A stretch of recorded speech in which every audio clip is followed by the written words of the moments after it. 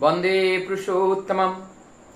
परम दयाल श्री श्री ठाकुर से एक भक्त ने एक सहज सरल प्रश्न पूछा, जो साधारणतः हम लोग जब गांव-गांव में, घर-घर में ठाकुर जी के कार्य को लेकर के जाते हैं, दीक्षांत कार्यक्रम में जाते हैं, उस समय हम लोगों के सामने ऐसा व्यक्ति भी आते हैं, समाज में वो दुष्चरित्रवान व्यक्ति हैं, समाज में वो काफ़ी बदनाम व्यक्ति हैं। तो क्या चरित्रहीन नारी या पुरुष दीक्षा लेने की अधिकारी है? उनको दीक्षा दिया जा सकता है या उनको प्रायश्चित करने के बाद दीक्षा देना उचित है?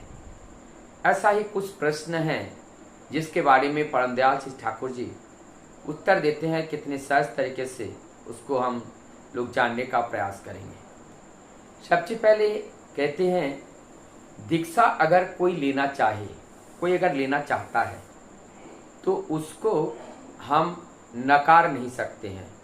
दीक्षा उनको देना जरूरी हो जाते हैं, कंपलसरी हो जाता है।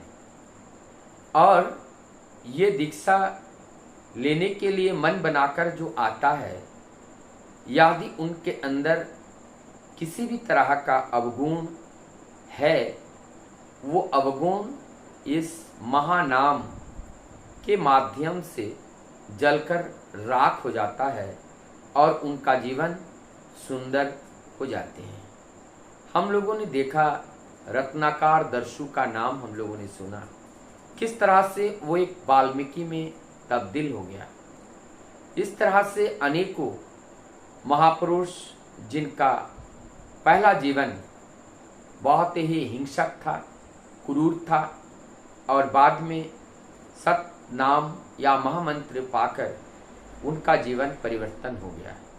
जिस प्रकार से एक आलू कितना सख्त होता है, लेकिन जब पानी डालकर उसको बॉईल किया जाता है तो धीरे धीरे वो आलू नरम हो जाता है। ठीक उसी प्रकार से ये दुष्चरित्रवान लोग भी उस परम पुरुष के सानिध्य में आकर उनका सतनाम को पाकर और उस सतनाम को आश्रय ग्रहण करके जब चलते हैं तो उनके अंदर से एक एक करके जो अवगुण, एक अंगूर के गुच्छे में जैसे लगा हुआ अंगूर जब पकता है तो एक एक करके झड़ता है, ठीक इसी प्रकार से वो अवगुणी व्यक्ति जब इस सतनाम को जपते हैं, एक एक करके अवगुण अंगूर की तरह वो झड़ता हुआ वो एक शुद्ध बुद्ध पवित्र व्यक्ति में तब्दील हो जाते हैं। तो इसलिए कोई भी व्यक्ति जो सतनाम ग्रहण करना चाहते हैं, सतनाम से उनसे वंचित नहीं किया जा सकता है। ये परमपिता का निर्देश है और परमपिता का आगमन ही होता है वो पतित के लिए। इसलिए परमपिता का एक नाम पतित पावन है। पावन माने उद्धार करता, वो उद्धार करते हैं किसको? पतित को। जो अपने चारित्रिक पतन है, चाहे वो किसी भी तरह का पतन हो, वह हर प्रकार के पतित को उद्धार करने के लिए वो धराधाम पे आते हैं। इसीलिए जरूरत है उनको भी नाम देना चाहिए।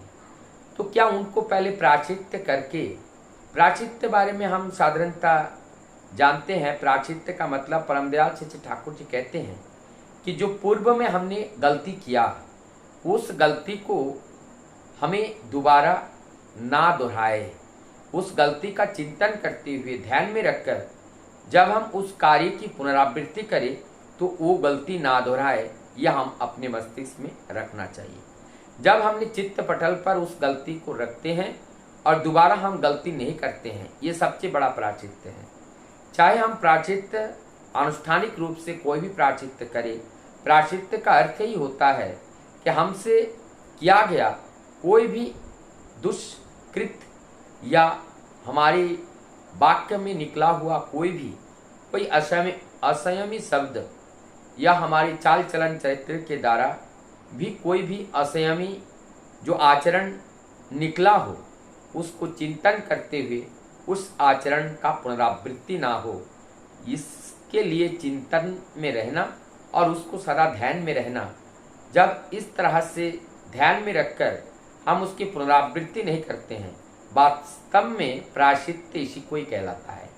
प्रायश्चित्त कोई आनुष्ठानिक रूप से अगर हम कर ले, ये प्रायश्चित्त नहीं है, वो अनुष्ठानिक प्रायश्चित्त से कुछ नहीं होगा। वास्तव हमारी चारित्रिक प्रायश्चित्त करना पड़ेगा कि हमारे कर्म के माध्यम से कोई भी आहत ना हो, चाहे हमारी वाणी से, चाहे हमारे व्यवहार से, हमारी सेवा के माध्यम से, किसी भी भाव से, चाहे दैहिक रूप से, मानसिक रूप से, किसी भी तरह से कोई आहत ना हो, इसके लिए हमें ध्यान रखना जरूरी है। इसलिए जो ठाकुर जी का निर्देशावली है, उस निर्देशावली को हमें माथे पर लेकर के चलना पड़ेगा और उनके जो वाक्य हैं, उस वाक्य हमारे जीवन के लिए महामंत्र मंत्र हैं और वो निर्देश ही हमारी सिद्धि का पथ है। और जब हम उनके निर्देश को पालन करके चलते हैं, हम उस परम सिद्धि को लाभ करते हैं। वंदे